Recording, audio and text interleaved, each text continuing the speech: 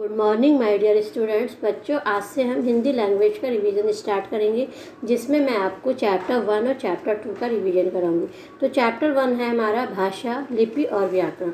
तो बच्चों, भाषा के बारे में हमने पढ़ा था कि मन के भावों या विचारों के आदान प्रदान के साधन को ही हम क्या कहते हैं, भाषा कहते हैं। और भाषा हमारी दो प्रकार की होती है, मौखिक भाषा और लिखित भाषा। और लिपि के बारे में हमने पढ़ा था कि लिखित भाषा में अक्षरों या वर्णों के लिखने के ढंग को हम क्या कहते हैं, लिपि कहते हैं। व्याकरण द्वारा हम भाषा के शुद्ध रूप का अध्ययन कर सकते हैं, यानी व्याकरण हमें किसी भी भाषा को शुद्ध रूप से पढ़ना, लिखना और बोलना सिखाता है। अब हम इससे संबंधित एक्सरसाइज करेंगे।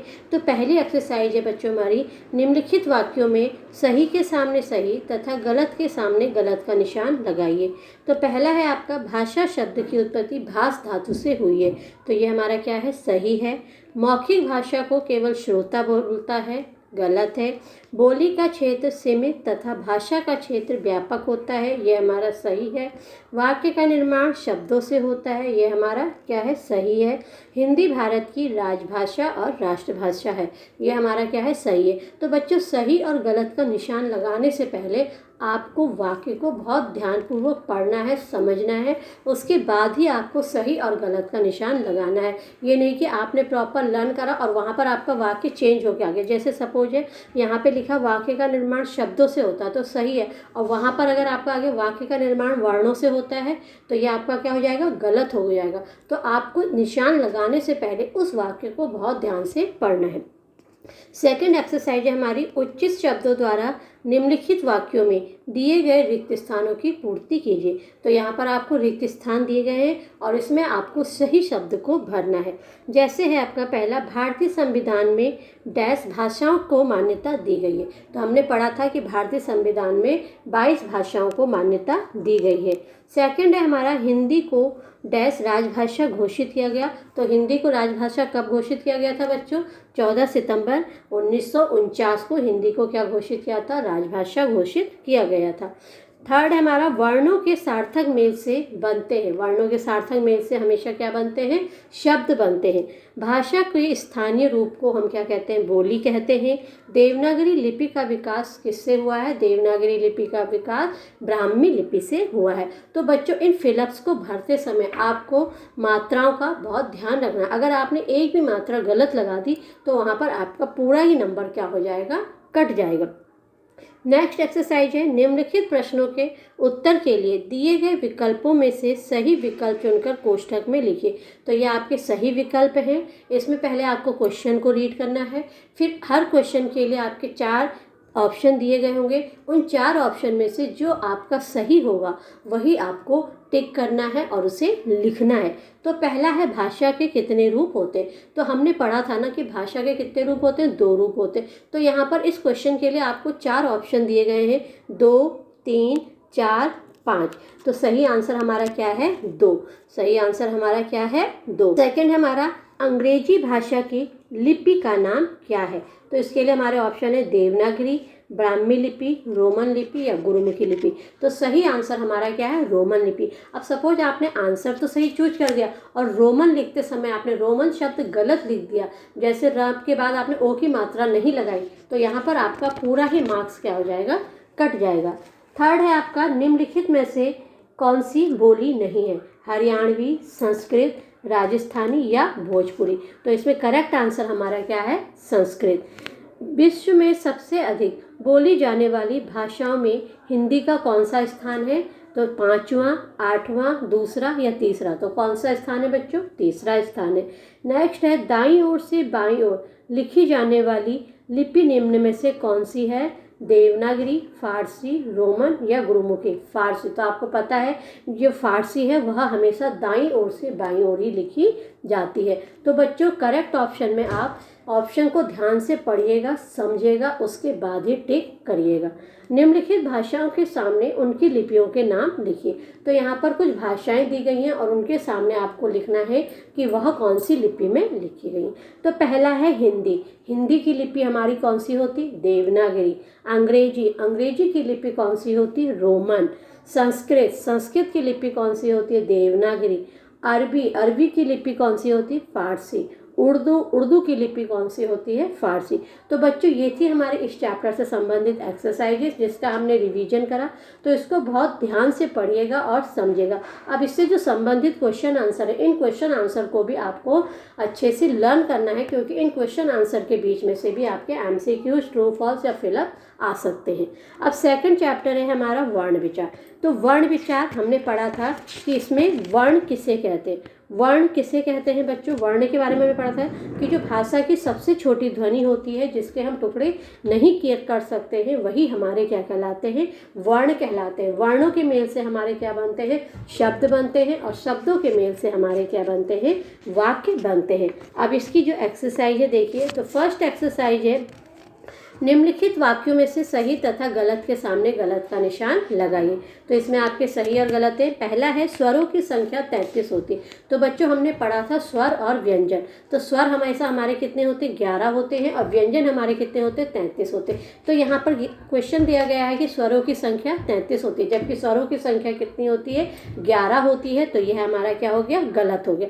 ह्रस्व स्वर के उच्चारण में सबसे कम समय लगता है। हमने स्वर पढ़े थे कि इनका उच्चारण ह्रस्व स्वर, दीर्घ स्वर और प्लुत स्वर। तो जो सबसे कम समय लगता है वह किस में लगता है बच्चों? ह्रस्व स्वर में लगता है। तो ये हमारा क्या है? सही है। अनुस्वार का उच्चारण नाक से होता है। तो यह हमारा क्या है? सही है। अनुस्वार हमारे क्या होते हैं? अंग, अह। स महाप्राण व्यंजन है, यह हमारा क्या है? सही है। बा का उच्चारण स्थान ओष्ठ है, यह हमारा क्या है? सही है। सेकंड क्वेश्चन है कोष्टक में दिए गए शब्दों में से सही शब्द चुनकर रिक्त स्थान की पूर्ति कीजिए। तो यहाँ पर आपको रिक्त स्थान दिए गए हैं, और रिक्त स्थान को फिल करने के लिए कोष्टक में आपको 2 शब्द भी दिए गए हैं। उन 2 शब्दों में से जो शब्द आपका सही है उसको आपको फिल करना है। तो पहला है स्वर की कोई मात्रा नहीं होती। हमारे 11 स्वर होते हैं, जिसमें से जो अ स्वर है उसकी कोई भी मात्रा नहीं होती है, वह अपने आप में क्या है? स्वतंत्र है। फिर है शाह व्यंजन है। शाह हमारा कैसा व्यंजन है? इसके लिए आपके दिए गए हैं स्पर्श या ऊष्म। तो कौन सा व्यंजन है? ऊष्म व्यंजन है। ला व्यंजन है। ला हमारा कौन सा व्यंजन है? सघोष व्यंजन है। ता का उच्चारण स्थान क्या है? दंत है।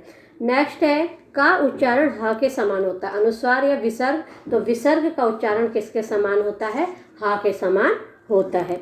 नेक्स्ट क्वेश्चन इज निम्नलिखित प्रश्नों के उत्तरों के लिए दिए गए विकल्पों में से सही विकल्प चुनकर कोष्ठक में लिखिए। तो यहाँ पर आपको सही विकल्प के लिए क्वेश्चन दिए गए हैं, और उस क्वेश्चन से संबंधित 4 आंसर उनके दिए गए, जिनमें से जो आंसर आपका सही है उसको आपको करेक्ट करना है और लिखना है। पहला है आपका स्वर के कितने भेद होते हैं? 3, 4, 5, 6। तो हमने पढ़ा था कि स्वर के कितने भेद होते हैं? 3 भेद होते हैं, ह्रस्व स्वर, दीर्घ स्वर और प्लुत स्वर। सेकंड है वर्तमान समय में हिंदी भाषा में कुल कितने वर्ण माने गए? 11, 33, 52, 48। तो करेक्ट आंसर हमारा क्या है? 52। प्रयत्न के आधार पर व्यंजनों के कितने भेद होते हैं? तो प्रयत्न के आधार पर व्यंजनों के हमारे 2 भेद होते हैं। तो जिसमें आपके ऑप्शन दिए गए हैं 2, 3, 4, 5। तो आंसर हमारा क्या है? 2 है। निम्नलिखित वर्णों में से किस वर्ग के सभी वर्णों का उच्चारण स्थान कंठ है? तो अ, क, ह या क, य, ल या उ, ण, थ या ई, उ, व।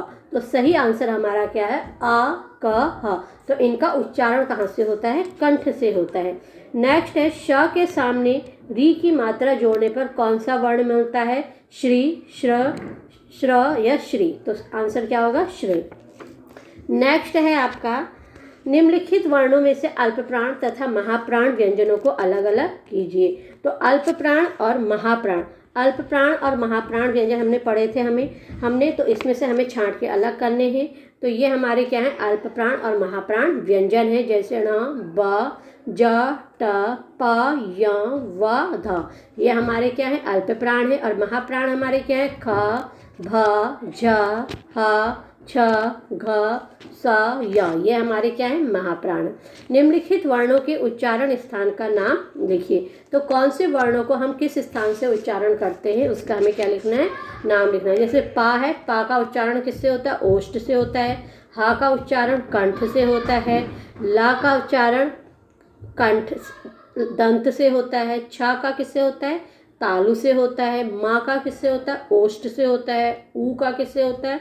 ओष्ठ से होता है। ओ का किससे होता है? कंठ या ओष्ठ से होता है, अंक का किससे होता है, नासिका से होता है, रा का किससे होता है, दंत से होता है। नेक्स्ट है आपका निम्नलिखित व्यंजनों में से स्पर्श व्यंजन, ऊष्म व्यंजन तथा संयुक्त व्यंजन छांटकर अलग अलग कीजिए। हमने व्यंजन पढ़े थे जिसमें हमारे कुछ स्पर्श होते हैं, कुछ ऊष्म होते हैं और कुछ संयुक्त होते हैं। तो ऊष्म व्यंजन, संयुक्त स्पर्श व्यंजन हमारे हैं फा, चा, खा, ता, झा। ये हमारे कौन से व्यंजन है, स्पर्श व्यंजन है। ऊष्म व्यंजन क्या है, शा, हा, सा। संयुक्त व्यंजन क्या है, छ, त्र, ज्ञ, श। अब निम्नलिखित वर्णों को जोड़कर शब्द बनाइए। वर्णों को जोड़कर ही किसका निर्माण होता है, शब्दों का निर्माण होता है। तो यहाँ पर वर्णों को अलग अलग करके दिया है, उससे हमने क्या बनाया, शब्द बनाया है। तो पहला हमारा बना है सहयोग, दूसरा बना है कोलकाता, तीसरा बना है हमारा परीक्षा, चौथा बना है हमारा श्रृंगार और पांचवा बना है हमारा उज्ज्वल। तो ये हमारा क्या था कि हमने वर्णों को जोड़कर क्या बनाए, शब्द बनाए। नेक्स्ट है हमारा निम्नलिखित शब्दों का वर्ण विच्छेद कीजिए। तो वर्ण विच्छेद बच्चों हमने पढ़ा था कि वर्णों को अलग अलग करना ही क्या कहलाता है, वर्ण विच्छेद कहलाता है। तो जैसे है आशीर्वाद, सहानुभूति, सरकारी, आज्ञाकारी, समझौता।